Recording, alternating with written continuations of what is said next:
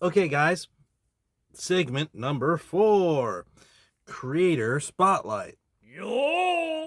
So this segment is replacing I'm not going to have the exact same segments every episode.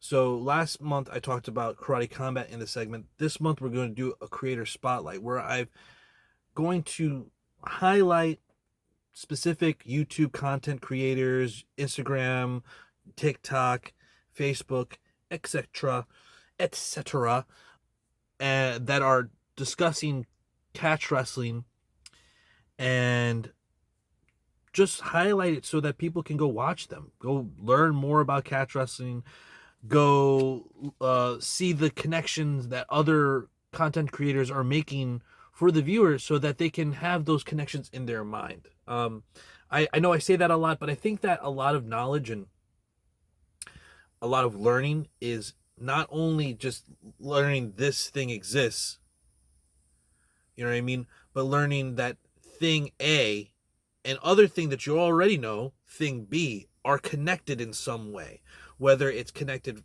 directly or indirectly via another thing C. Okay. So many times in jiu-jitsu there's positions where we find ourselves or things we're doing or series that we're doing or attacks and follow-up attacks or things that we're learning that have already been learned by someone else and it's been codified and systemized, um, and just by giving it a name or having a name for that thing in your mind to register, it becomes easier to discuss and then dissect and break down. It's not, oh, it's that weird position I keep getting to. It's, oh, that's, wrestlers call that the crackdown. Oh, it's that position that I keep getting up to when I'm in bottom half and I have a underhook and I get to my knees. We call that dog fight here at 10th Planet. And now everybody calls it dog fight, you know? That is how learning sometimes needs to happen to have a more holistic view of what you know. The things that you know may not even connect in your own brain, and you've learned not a new thing, but how two things connect. With that being said, the first creator that I want to highlight is a gentleman by the name of Wrestling with the Narrative. He's a wrestling, grappling breakdown channel here on YouTube. I was just watching his breakdown of why did Tony Ferguson grappling work? Why did Tony Ferguson's grappling work? And at 7 minutes 12 seconds, he says this. Finally, he rocks Rio, who shoots and ends up in a darce. To those who don't understand, a darce or screw choke in cacc terms is similar in concept to an arm triangle or head and arm choke, compressing one artery with your arm and the other with the opponent's own shoulder. So,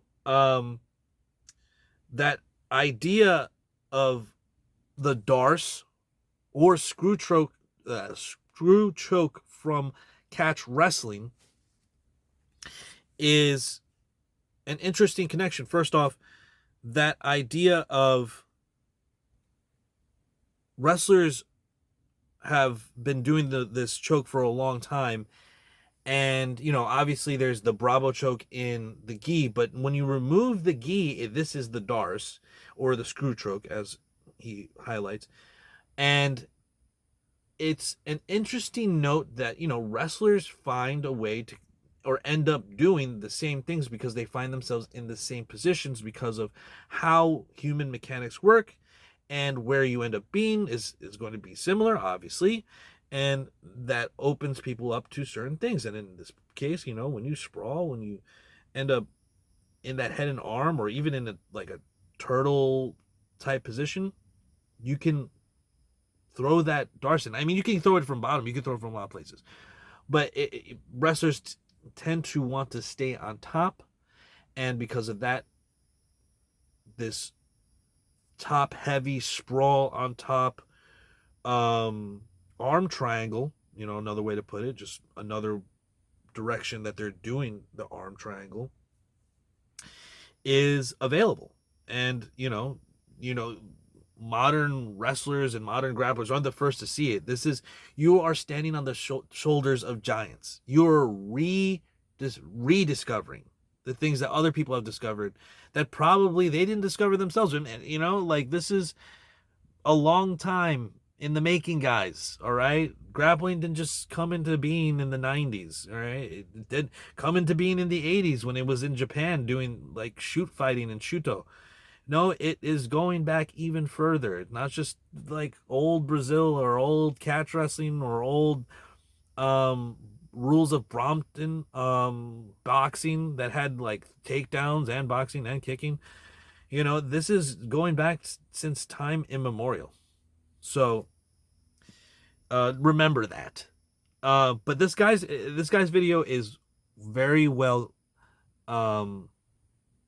edited, clean cut. I think he's definitely paying homage to Jack Slack, and he says so in one of his other videos that I would definitely like to recommend is a video on the TK guard, which is the infamous TK. I don't want to ruin his name. TK, the guy that beat Fedor, beat him via cut in the promotion of rings in Japan back in the day. It was a tournament. It was a big cut. Even if he went on to the next fight, it would just open up again. And it was in Japan at that time, like blood wasn't a thing that they want to be putting in their sport, which is way different from what they were doing in Pride, and way different from what Tony Ferguson was doing in his career. Man, he was bloodied a couple times. He also, that is wrestling with a narrative, also makes some connections to Suzuki and like the Suzuki ride, which is like you're riding high on the turtle and you try to scoop one of the arms with your leg. And you're like, oh man, they call this the Suzuki ride? I didn't even know this thing had a name. And that being said, it's like right there. He talks about Karl Gotch, and he makes a lot of connections to catch wrestling, which I think is friggin' awesome. And I need to find out what this guy's pedigree is and talk to him maybe at some point. Very cool. Worth a watch. He's got a ton of videos. He's just starting to really hit his pace and catch steam on the algorithm on YouTube. So if you want to give him a view, and tell him that I sent you, Arthur Fantastic sent you at Catch Digest, I think you will enjoy it. So on to the next spotlight. Man, just the algorithm is just getting me so well this last month. There was an episode of the Grappler's Dilemma podcast, and it was an episode entitled From Catch Wrestling to Jitsu with Big Nate. Now, this video is an hour long, but it's an interview with this guy that did catch wrestling, and then he moved to jiu-jitsu. And he said some awesome things about catch wrestling. He said some very interesting things. One of the interesting points that I thought he made was on the methodology of catch wrestling in his practice versus the jiu-jitsu that he later practiced. And he said that early on in his catch wrestling / grappling career, when he was learning catch wrestling, he was more about, going for, submissions over position. And that later on, when he went to jiu-jitsu, it became I need to get in position first and then submit. I think that's an interesting point. I think he himself pretty much explained that away better when he said, well, maybe I became older and my strategic approach became different. And that could be to explain over, okay, this is catch wrestling, this is jiu-jitsu, because in my opinion, and I really think also it's down to not only the individual, but their coach and their gym culture and what they're doing. I used to wrestle all the time in high school. I wrestled. And then I went into jiu-jitsu and MMA for many years. And the only time I would get to wrestle was in MMA. And it was just wrestling. I never got a chance to just wrestle anymore. And now that I'm older and I'm trying to like, I want to wrestle, I'm I got some knee problems, but I'm focusing on, making sure that my body's mobile and strong in all the right places: ankles, toes, knees, back, hips, wrists, fingers, uh, shoulder mobility, all these things. I think though those things are really important to me to be confident about it, but that lack of practice has been taking a lot more time to dust the dust off of, if you will, than I would like. I want to be able to um wrestle more, and the gym that I am at, CSA, we wrestle every class. They encourage you to start standing, because that's where a real fight's going to start. But they also, like, if you want to start positionally, if you're working on something, obviously that's cool too. But they definitely recommend start standing, and I really appreciate that. Um, my point there is that the whole idea of what you do as a wrestler is very much affected, or as a grappler is very much affected by your gym culture. If your gym's like, super packed all the time, you have to fucking start in guard or small, or, just a lot of jiu-jitsu guys just want you to start on the ground from knees, or from passing guard or something like that, one up, one down.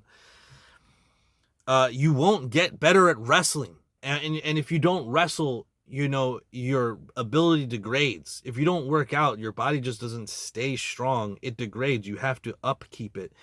And every skill is like that. And unfortunately, I have degraded, but I'm trying to build that. But this guy, he's discussing how, you know, maybe, in my opinion,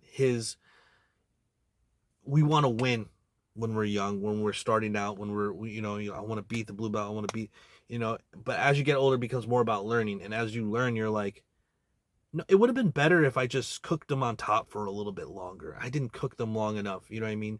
You start criticizing your decisions to go for random, low percentage, uh, submissions that put you out of position. But generally speaking, I've noticed that it's the opposite of what he says. I feel that in my catch wrestling training, whether it be seminars, or I have sojourned to another part of America to go train with a catch wrestler, um, or even now, I'm at a catch wrestling school. It's way different than how I've ever viewed grappling when I'm at a BJJ inspired or based gym. For the most part, there are definitely exceptions, and it's usually because the teacher is also a wrestler, MMA fighter, or a judoka. Every other one, if they're just pure BJJ, or like, pure 10th Planet, very few times will they have stand up, or maybe they feel less confident there. They don't, or they feel like people are more likely to get hurt there because of their um inexperience in wrestling, and you get hurt doing jiu-jitsu on the ground, just getting tweaked and stuff. So why would it be different standing up? I digress. The idea of being in a top position has been drilled in me by every catch wrestler. Stay on top. Do not go on bottom. You know what I mean? I've always been inspired by people like Kazushi Sakuraba that kind of played around and went to the bottom position just to come back on the top position and stuff like that. Trickster type shit. But as as a holistic approach, catch wrestling wants to be pinning the other person, be on top of the other person, making the other person bear their weight, cook them. That's a more modern use of that term. So maybe they say put the pressure on him. You know what I mean? Tire him out. You know what I mean? That has always been a part of every really styled wrestling that has any kind of mat wrestling. You know, get down on top of them, even like freestyle or Greco. You want to be on top of them, you know. So, the idea that his catch wrestling would put him out of position and then put him on bottom, as he kind of mentions, I think I have probably clipped that in before here. I think that is more of an individual, personal choice that he made, that he grew out of as his grappling journey went on. And, you know, maybe things changed a little bit more with his coach, teacher at that new school that he was discussing in that interview. But, you know, that's it. I think that's an interesting discussion to have. I think we should get in the comments to discuss that. I know there's people that call themselves like the hookers or rippers, and they're, you know, they'll do certain moves that more explosively, you know, not give them time to tap. But, you know, you don't want to do that in practice, and I don't think anybody that like that really does. But it's more of a carny, old catch as can style. You know, you're in a match for money, and this is your, not only your what you're doing for a living. This guy might hurt you. He's looking to hurt you. That this money is enough to be a problem. And, you know, and if you play around, you can get hurt. So, you know, it is what it is. You know, you can still put things on fast and explosively, but still be with some level of control, not just breaking everybody's legs and arms. That sometimes, you know, these carny wrestling all comers at carnivals kind of might have done sometimes, not all of them, not a big majority of them, but some of them, you know what I mean? You know, and sometimes you end up breaking a lot of people's legs, not meaning to also. So that's just a thing. And, you know, we need to learn from the past. We can't forget these things. It's very interesting. This podcast episode about catch wrestling jiu-jitsu is interesting. If you want to check that out, I'll have that description in below. Onto the last spotlight for the creator spotlight. So for the last story in the creator spotlight that I kind of teased earlier in the episode, for people that really want like an introduction to modern catch can wrestling and the modern history, as well as some of the old history, and a long list of absolutely legendary names, then I would recommend For the Love of Catch. It's a documentary. It's available on YouTube, Tubi, Zumo, Freevee, and Amazon Prime. All for free, guys. So this is made and produced, I believe, by Jeff Curran Jacobs. And he was former heavyweight champion. He won it at the Billy Robinson Classic, and I believe that was 2018. At the first heavyweight unified championship in 100 years.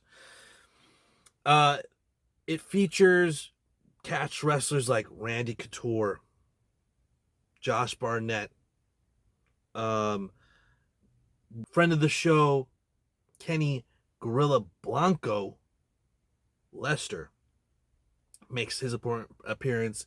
He's our personal Orlando Fat Ric Flair. That dude is a fucking beast. Got a cowboy hat. He also competed in the heavyweight tournament that was the first to happen in 100 years.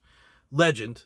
And I think the other names don't need any introduction. Josh Barnett, Randy Couture. We should know who these guys are. Just need to, you know, just call out and shout out my boy Kenny Lester. Gorilla Blanco, baby.